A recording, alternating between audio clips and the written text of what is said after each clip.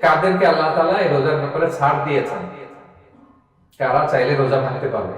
এই ফরজ রোজার ব্যাপারে কেউ কেউ কেউ আছে তারা ছাড় পায়, তারা কারা? হু আর দে? এটা আমরা আগে একটু শুনি। তাহলে দোজ হু এক্সাম্পটেড ফ্রম ফাস্টিং, যারা এক্সাম্পশন পেয়েছে, ছাড় পেয়েছে, তাদের মধ্যে থেকে প্রথম হচ্ছে শিশুরা, আসিবিয়ান। শিশুদের উপর রোজা ফরজ না, যতক্ষণ না তারা ম্যাচিউর হয়। শিশুদের উপর কিন্তু রোজা ফরজ না, প্রাপ্তবয়স্ক হওয়ার আগ পর্যন্ত ফরজ। তাই বলে আবার শিশুদেরকে রোজা রাখতে বাদশাহ রাখতে দিবে না। আমার বড় মেয়ের বয়স 8 বছর, সে গতকাল রোজা রেখেছে, সে মহা খুশি।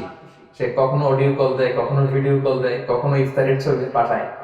মানে এটা তাদের মধ্যে কিন্তু একটা অনেক চমৎকার একটা ভালো ইমেজ কাজ করে। তো আপনারা বাধা দিবেন না যদি রাখতে চায়। অনেক বাবা মারা এত সচেতন, এত অতি সচেতন যে ছেলে মেয়েরা রাখতে চায় কিন্তু বাবা মারা দিতে চায়।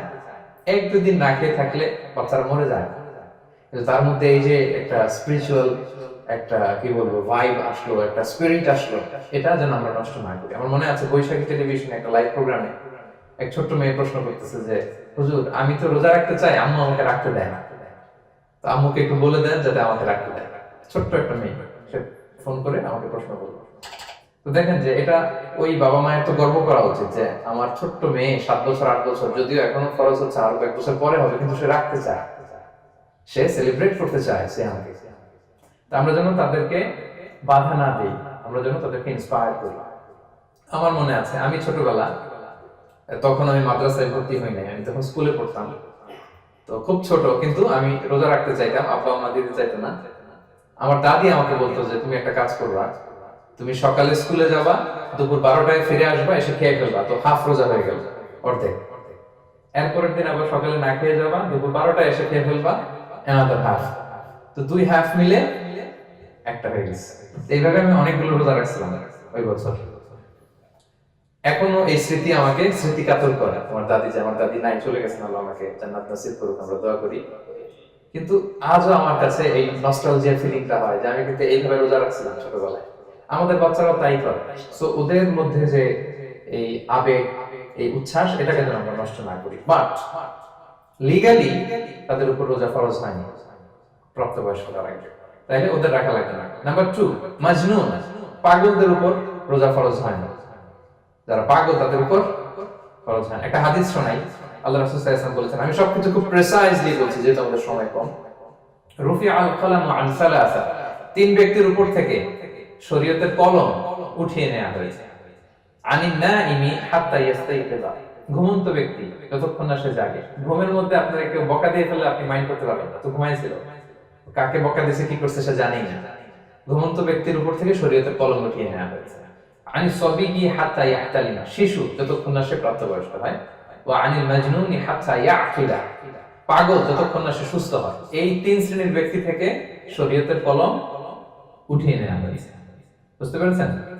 আচ্ছা, 2টা গেল। 3 নাম্বার হচ্ছে মারিদ। আপনি যদি খুব অসুস্থ হন তাহলে আপনি রোজা ভাঙতে পারবেন, যেটা আমরা ওই যে ইন্ট্রোডাক্টরি ডিসকাশনে বলেছি যে অসুস্থ হলে আপনি রোজা ভাঙতে পারবেন। 4 নম্বরে হচ্ছে মুসাফির, ট্রাভেলার, যদি আপনি লম্বা সফর করেন আপনি রোজা ভাঙতে পারবেন। এটা ন্যূনতম সীমা হচ্ছে 48 মাইল। তাই বলে কেএল থেকে পেনাং যাচ্ছেন আর রোজা ভেঙে ফেলবেন, এটা করা যাবে না। এখানে যদি আপনার সফরের পেরেশানি থাকে, খুব কষ্ট, তাহলে আপনি এই সুযোগটা নিতে পারবেন। কিন্তু আল্লাহ বলেছেন ওয়া আনতাসুমু খায়রুল লাকুম ইন কুনতুম তা'লামুন, যদি তোমরা রোজা রাখো এটাই তোমাদের জন্য কল্যাণ, যদিও আমি ফ্লেক্সিবিলিটি দিয়েছি। তো রাসূল সাল্লাল্লাহু আলাইহি ওয়াসাল্লামের সময় দেখা যেত যে মক্কা থেকে মদিনা, মদিনা থেকে তায়েফ যেতে প্রচন্ড গরমের মধ্যে ওনারা উট দিয়ে মরুভূমির উপর দিয়ে যেত। ওই পরিস্থিতি কিন্তু আমাদের নেই। কিন্তু যদি আপনার লম্বা সফর হয়, লেটস আপনি কেএল থেকে নিউ ইয়র্কে ফ্লাই করছেন, সফরের অনেক পেরেশানি, অনেক সময় তো খেতে পারছেন না, আপনি চাইলে এই ফ্লেক্সিবিলিটি নিতে পারবেন। তো অসুস্থতা আর সফরে থাকলে আপনি রোজা ভাঙতে পারবেন, তবে ফাইদ্দাতুম মিন আইয়ামিন উখরা, অন্য সময় এটা গুনে গুনে রাখতে হবে। 5টা যদি ভাঙা যায় পরে 5টা কাজা করবেন। এই পয়েন্টটা কি সবার কাছে ক্লিয়ার? সফরে যে রাসূল সাল্লাল্লাহু আলাইহি ওয়াসাল্লাম রমাদানে রোজা ভেঙেছে, এটার একটা দলিল বলি। আপনারা মক্কা বিজয়ের নাম শুনেছেন না? রাসূল সাল্লাল্লাহু আলাইহি ওয়াসাল্লাম হিজরত করলেন, পরে আবার বিজয় করলেন। এই মক্কা বিজয় কত হিজরিতে হয়েছে কে বলতে পারবেন?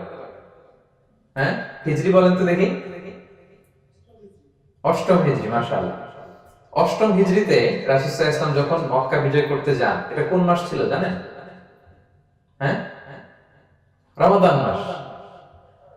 রমাদানের 20 তারিখে মক্কা বিজয় হয়েছে, 20 রমাদান। তো রাসূল সাল্লাল্লাহু আলাইহি ওয়াসাল্লাম মদিনা থেকে মক্কায় যাচ্ছেন বিশাল বাহিনী নিয়ে। মক্কায় পৌঁছতে আরো 90 কিলোমিটার বাকি। আল কাদিদ নামে একটা জায়গা আছে, সহিহ বুখারীর বর্ণনা। ওই কাদিদ নামক জায়গায় রমাদানে রাসূল সাল্লাল্লাহু আলাইহি ওয়াসাল্লাম রোজা ভেঙেছিলেন, উটের উপর বসে ঢকঢক করে পানি খেয়েছিলেন, যাতে সবাই দেখে। কারণ সবাই ভাববে রমাদানের রোজা রাখবো কি রাখবো না, সবাই আলাদা করে বলতে অনেক সময় লাগবে। রাসূল সাল্লাল্লাহু আলাইহি ওয়াসাল্লাম একটা উঁচু জায়গায় সবাইকে দেখে উটের উপর পানি খেয়ে ফেললেন। ফলে রাসূলের দেখা দেখি সব সাহাবারা পানি খেয়ে রোজা ভেঙে ফেললো। এটা কোন মাস ছিল? সবাই বলতে হবে কোন মাস? রমাদান। রাসূল সাল্লাল্লাহু আলাইহি ওয়াসাল্লাম সফরে ছিলেন, ফলে তিনি রোজা ভেঙেছেন। দলিল পাইছেন? হ্যাঁ, আচ্ছা, সংক্ষেপ করে দিচ্ছি, লম্বা কথা সংক্ষেপ করে দিচ্ছি। আর কোরআনের আয়াত তো শোনালামই আমি, ফামান কানা মিনকুম মারিদান আও আলা সাফার ফাইদাতুন মিন আইয়ামিন উখরা। কেউ যদি অসুস্থ হয় কিংবা ট্রাভেল করে, চাইলে রোজা ভাঙতে পারবে, তবে গুনে গুনে পরে আদায় করে নিতে হবে। এই যে গুনে গুনে পরে আদায় করে নিতে হয়, এটারে বলে আরবিতে কদা, বাংলায় আমরা যেটাকে কাজা বলে অভ্যস্ত। বাংলায় আমরা কি বলি? একটু কথা বলেন আমার সাথে, বাংলায় কি বলি? কাজা বলি। তো আপনি অসুস্থতার কারণে যদি রোজা ভেঙে ফেলেন, পরে এগুলো কাজা করবেন। সফরের কারণে যদি রোজা ভেঙে ফেলেন, পরে আপনি কাজা করবেন। 5 নম্বরে যাদেরকে এক্সাম্পশন দেওয়া হয়েছে, ওটা আমি আয়াতে বলেছি। আরবিতে যাদেরকে বলে আল হারাম, মানে very old man or women, খুবই বয়োবৃদ্ধ, অতিবৃদ্ধ মানুষ, 100 বছর 105 বছর, এরকম আমাদের কিছু মুরব্বীরা আছে না, ওনাদেরকে খাবার দিলে খেতে পারে না, কাউকে চিনে না, ওনাদের জীবনের স্বাদ আহ্লাদ সব শেষ, বিদায়ের সময়। ওই সময় উনি আর কি রোজা রাখবেন?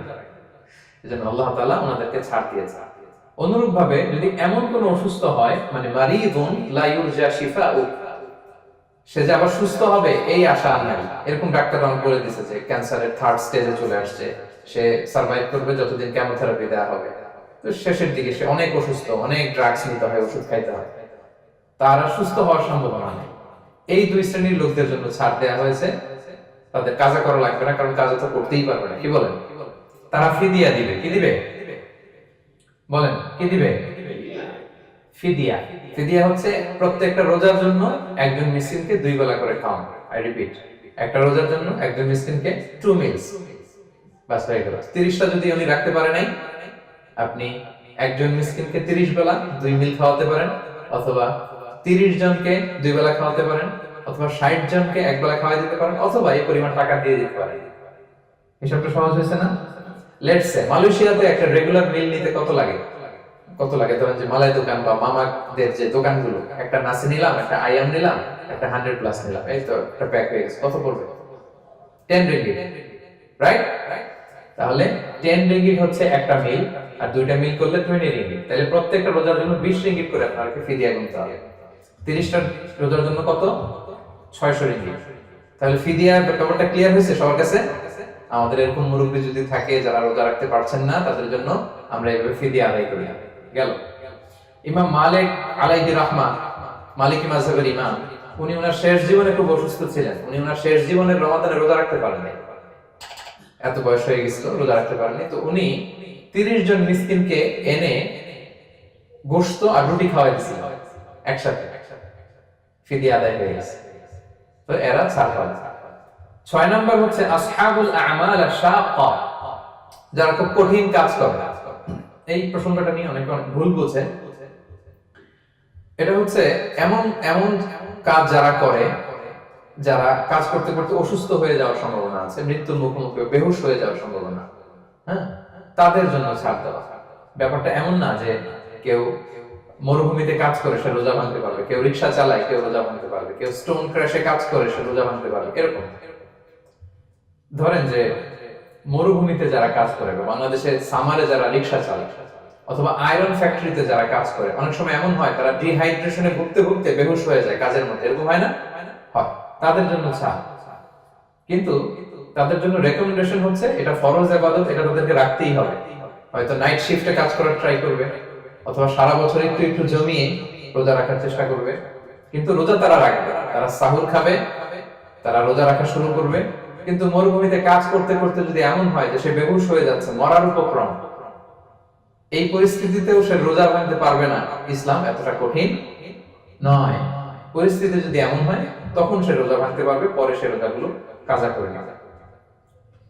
আচ্ছা, তো এই জন্য এই সমস্ত লোকদের ব্যাপারে আমাদের একটু সহনশীল হওয়া উচিত। আমাদের যে ওয়ার্কাররা গরমের মধ্যে কনস্ট্রাকশনে কাজ করে, আয়রন ফ্যাক্টরিতে কাজ করে, খুব কঠিন কাজ করে, তাদের কাজের টাইমটা কমায় দেয়া, তাদেরকে সাপোর্ট দেয়া, যাতে তারা রোজা রাখতে পারে। 7 নম্বর হচ্ছে আল হামিল, গর্ভবতী নারী। 8 নম্বর হচ্ছে আল মুরদিআ, ব্রেস্ট ফিডিং মাদার, বাচ্চাকে দুধ খাওয়াচ্ছে যে মায়া, ওনারা রোজা ভাঙতে পারবে। যদি ডক্টর বলে যে আপনি যদি রোজা রাখেন পেটের বাচ্চার সমস্যা, রোজা ভাঙতে পারবে, পরে কাজে করবে। অথবা ডক্টর যদি বলে যে আপনি যদি না খান তো বুকে দুধ আসবে কোত্থেকে, বাচ্চাকে খাওয়াবেন কিভাবে, ডিহাইড্রেশন হবে, রোজা ভাঙতে পারবে। এটার দলিলটা শুনেন, সুনান আবু দাউদের হাদিস। আল্লাহ রাসূল সাল্লাল্লাহু আলাইহি ওয়াসাল্লাম বলেছেন, ইন্নাল্লাহা আযজা ওয়া জাল্লা ওয়াদাআ আনিল মুসাফিরি শাতরাস সালাহ, আল্লাহ তাআলা মুসাফিরের জন্য নামাজকে অর্ধেক করে দিয়েছেন কসর, ওয়া সিয়ামা আনিল হামিলি ওয়াল মুরদি, আর গর্ভবতী নারী আর দুধ খাওয়াচ্ছে এমন মায়ের জন্য আল্লাহ সিয়ামকে এক্সাম্পশন দিয়ে দিয়েছেন, ছাড় দিয়েছেন, তারা চাইলে রোজা ভাঙতে পারবে। ক্লিয়ার? 9 নাম্বার হচ্ছে মেনস্ট্রুয়েশনাল পিরিয়ড যাদের হয়, যে বোনদের পিরিয়ড হচ্ছে মাসিক, রোজা রাখবে না, যতটা ভাঙা গেল পরে আদায় করে নেবে। 10 নাম্বার হচ্ছে পোস্টপার্টাম পিরিয়ড, যেটা নিফাস বলে, আফটার বার্থ, এই বেবি ডেলিভারি। বেবি ডেলিভারির পরে আমাদের বোনদের যে পিরিয়ডটা হয় সে সময় ওনারা রোজা রাখবেন, কয়টা ভাঙলো গুনে পরে কাজা করে ফেলবে। এবং আম্মা জান আয়েশা রাদিয়াল্লাহু তাআলা আনহা বর্ণনা করেন, কুননা নাহিদু আলা আহদি রাসূলিল্লাহ, এটা একটা ন্যাচারাল প্রসেস। আমাদের আম্মা জান নবীদের স্ত্রীদেরও এটা হতো। তিনি বলতেন যে আমাদের যখন পিরিয়ড হতো, সুম্মা নাফুর, তারপর যখন আমরা সুস্থ হয়ে যেতাম, ফায়ামুরুনা বিকাদাইস সিয়াম, রাসূল সাল্লাল্লাহু আলাইহি ওয়াসাল্লাম আমাদেরকে রোজাগুলো কাজা করতে বলতো, ওয়ালা ইয়ামুরুনা বিকাদাইস সালাহ, নামাজ কাজা করতে বলতো না। আমাদের বোনরা পিরিয়ডের কারণে যে নামাজগুলো চলে যায় এগুলো কিন্তু পড়তে হয় না, কিন্তু রোজা যদি ভাঙা হয় সেগুলো কি করতে হয়, রাখতে হয়। একটা মজার হাদিস শুনেন, আম্মা জান আয়েশা রাদিয়াল্লাহু তাআলা আনহা বলেন যে আমার যে রমজানের ভাঙতি রোজাগুলো ছিল আমি সারা বছর রাখতাম না। আমি হাদিস পড়তে গেলে অনেক সময় লেগে যাবে। সারা বছর আমি রাখতাম না, এটা আমি শাবান মাসে রাখতাম। কোন মাসে? শাবান মাসে। কেন? কারণ রাসূল সাল্লাল্লাহু আলাইহি ওয়াসাল্লাম নিজেও রমাদানের পরে সবচাইতে বেশি নফল রোজা যেই মাসে রাখতেন সেটা হচ্ছে শাবান মাস। এই যে এই মাসের আগে যে মাসটা আমরা কাটায় আসলাম শাবান, এই শাবান মাসের প্রায় পুরো মাসে রাসূল সাল্লাল্লাহু আলাইহি ওয়াসাল্লাম রোজা রাখতেন। তো আমাদের আয়েশার যে ভাঙতি রোজাগুলো উনি সারা বছর না রেখে ওই সময় রাখতেন। হাজবেন্ড ওয়াইফ দুইজনই রোজা দেয়। ব্যাপারটা সুন্দর না অনেক? দুইজনই, যেহেতু আমার হাজবেন্ডও রাখতেছে তো আমিও এই টাইমে রাখি, এইভাবে উনি বুদ্ধি করে ওনার রোজাগুলো রেখে দিতেন, উনি শাবান মাসে রাখতেন। কারণ তিনি রাসূল সাল্লাল্লাহু আলাইহি ওয়াসাল্লামের ব্যাপারটা খেয়াল করতেন। এমন হতে পারে যে অন্য মাসে যদি উনি রোজা রাখেন দিনের বেলায়, রাসূল সাল্লাল্লাহু আলাইহি ওয়াসাল্লাম হয়তো আমাদের আয়েশা রাদিয়াল্লাহু তাআলা সঙ্গ পেতে চাইতে পারে দিনের বেলায়, সো এটা রাসূল সাল্লাল্লাহু আলাইহি ওয়াসাল্লামের জন্য কষ্টকর হবে, আর উনি তো রোজা রেখেছেন, সো উনিও প্ল্যান করে এমন সময় রাখতেন যে সময় রাসূল সাল্লাল্লাহু আলাইহি ওয়াসাল্লাম রোজা রাখতেন, শাবানে রাখতেন। তো আমাদের বোনরা এই কাজটা করতে পারেন, শাবানে আপনারা একটু রাখতে পারেন। এই পয়েন্টটা শেষ। এই লোকেরা রোজা ফরজ হওয়ার পরেও ছাড় পাবে, আর যে সমস্ত ক্ষেত্রে ভাঙতে পারবে তারা পরে এগুলো কাজা করবে। কাজা মানে একটা রোজার জন্য একটা রাখা, একটার জন্য একটা রাখা। আর ফিদিয়া মানে কি একজন বলতে পারবেন? বলেন। মাশাআল্লাহ, একটা রোজার জন্য একজন মিসকিনকে 2 বেলা খাওয়ানো, আর 30 রোজার জন্য 60 বেলা। এই তো হয়ে গেল, বুঝে গেছেন আপনারা। Be a part of our vision. Do listen and share the khair.